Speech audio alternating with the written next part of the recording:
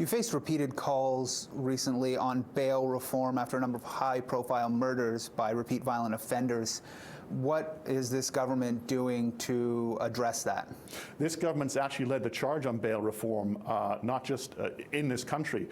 We raised it more than a year ago at federal, provincial, territorial meetings, worked very closely with my other provincial colleagues, particularly those in Ontario, to get the federal government to realize that bail reform needed to be in place, that it shouldn't just apply to the ability to deny bail just because you have a firearm, but it needed to be expanded to include all kinds of weapons and history in terms of violence. That legislation has been passed, but we also know that there does need to be more done, and we will continue to push for those changes. So that is something that's a priority for us. We've already demonstrated that by getting the federal government to change legislation, and we will continue to work to ensure that further changes take place.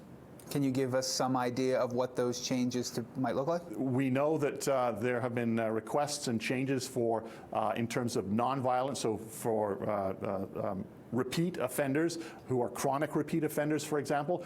There's opportunities there to look at bail reform as well. As I understand it, involuntary care is going to be handled at jails, presumably by correctional officers.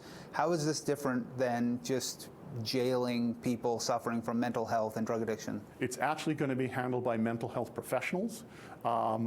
The initial, the beds themselves, some of the facilities will be a correctional facility. So one of the first ones will be at the Surrey Pretrial Centre. There will be a separate facility at the Alouette Correctional Centre that is separate from corrections, as well as the beds being placed into hospitals.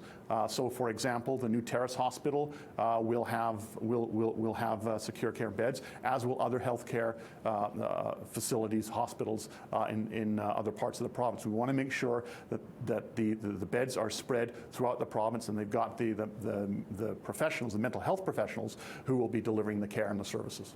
Now, this is, of course, described as secure treatment. If not correctional officers, what does secure treatment mean? It means healthcare professionals who understand mental health, understand addictions and brain injuries. Those are the people who will be providing the care in secure facilities. And many of those kinds of units are actually already exist in many healthcare facilities that we have in our province. Coupled with that will be changes made to the Mental Health Act to ensure clarity and that there's no ambiguity as to about what secure care is or is not.